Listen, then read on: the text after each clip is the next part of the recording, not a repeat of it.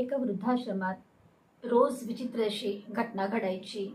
तिथे रोज सकाळी 7 वाजता एक गृहस्थ 35-40 वर्षाचा एक गृहस्थ वृद्धाश्रमात यायचा आणि एका 82 वर्षाच्या आजीजवळ जाऊन बसायचा. तो 15 मिनटं आजीजवळ बसायचा आणि आजीचा हातात घ्यायचा, कधी हाताला कुरवाळायचा आणि तिथून निघून जायचा. तो कोणाशी बोलायचा पण नाही आणि सलग 3 वर्ष होऊन जातात. हे सुरू असते. तिथले वृद्धाश्रमातले जे कर्मचारी असतात ते त्या आजीला विचारतात, आजी हा तुझा मुलगा का? तर ती हळूच म्हणायची की नाही. हा नातेवाईक का तुझा? तर आजी म्हणायची नाही. तिला सांगायचं नव्हतं की तो कोण आहे, पण तिथल्या लोकांना कुतूहल वाटायचं, पण आजीला सांगायचं नव्हतं. त्यामुळे ते विचारत पण नव्हते, कारण आजीला सांगायचं नव्हतं. एके दिवशी तो गृहस्थ परत येतो, पण सकाळी 7 वाजता आजीच्या बेडवरती कोणीच नसते. त्याला कळते की आजीला हृदयविकाराचा झटका आलेला आहे आणि ती दवाखान्यात गेलेली आहे. हे ऐकून तो खूप रडतो. पहिल्यांदा त्याचं रडणं लोकांनी पाहिलं होतं आणि तिथे लोक विचारतात त्याला की तो मुलगा आहे का त्यांचा? तर तो म्हणतो की नाही. मग तो सांगतो की तो कसा आजीला ओळखायला लागला ते. तो म्हणाला की 10 वर्षापूर्वीची घटना आहे. मी दारू पिऊन आपल्या कारने चालला होतो आणि तिथनं आजीचा मुलगा येत होता आणि मी त्याला धडक दिलं. माझ्या कारने धडक दिली आणि तो तिथेच मरून पडला. मला कोठडी झाली. मी शिक्षा भोगली आणि बाहेर आलो.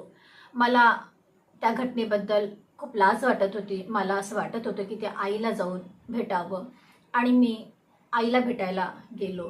तेव्हा मला तिथे कळलं की आजी ही एकटीच आहे आणि आजीचे जे हस्बंड होते ते आधीच मरण पावले होते. त्यांना कॅन्सर झाला होता आणि त्यांचा हा एकुलता एक मुलगा आहे.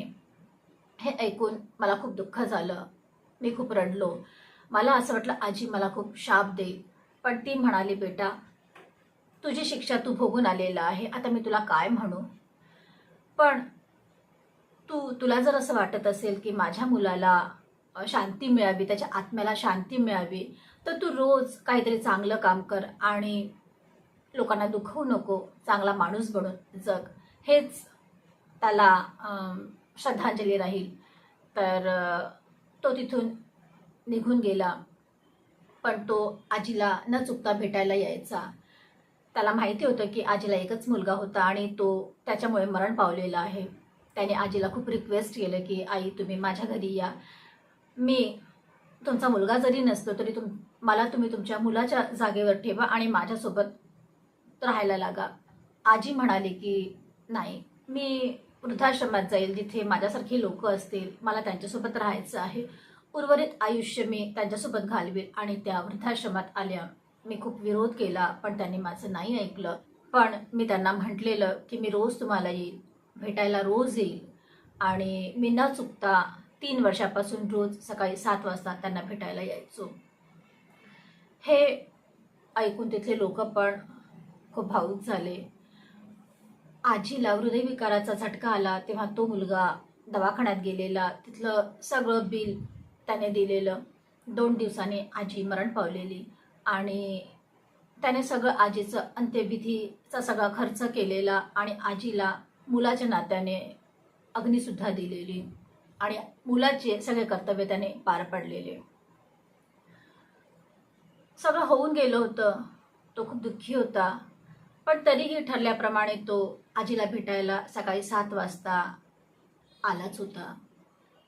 तो जेव्हा बघतो तिथे आजी नसते, तो रडायला लागतो आणि बघतो तर तिथे उशीखाली त्याला एक लिफाफा दिसतो. तो लिफाफा उघडतो. तिथे लिहिलं होतं की रोज सकाळी 7 वाजता येणाऱ्या माझ्या बाळासाठी लिहिलेलं हे पत्र आहे. तो लिफाफा उघडतो आणि बघतो तर तिथे लिहिलं होतं की बेटा देवाने माझा एक मुलगा नेला, पण मला दुसरा मुलगा तुझ्या रूपाने मिळालेला आहे. त्याचं आयुष्य जे होतं ते होतं, पण माझ्यासाठी आता तू आहे. कुठल्याच गोष्टीचं मनावर ओझं ठेवू नको, कुठलाच ताण ठेवू नको, कारण माझ्या मुलाचं आयुष्य तेवढंच असेल.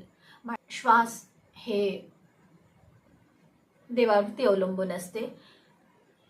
एक दिवस कमी नाही आणि एक दिवस जास्त नाही. जे आहे ते तेवढंच आहे. म्हणून स्वतःवरती दोषारोपण लावू नको. आज मी परत आपल्या मुलाला भेटायला तिकडे गेलेली आहे, पण तू मुलगा माझा खाली आहे.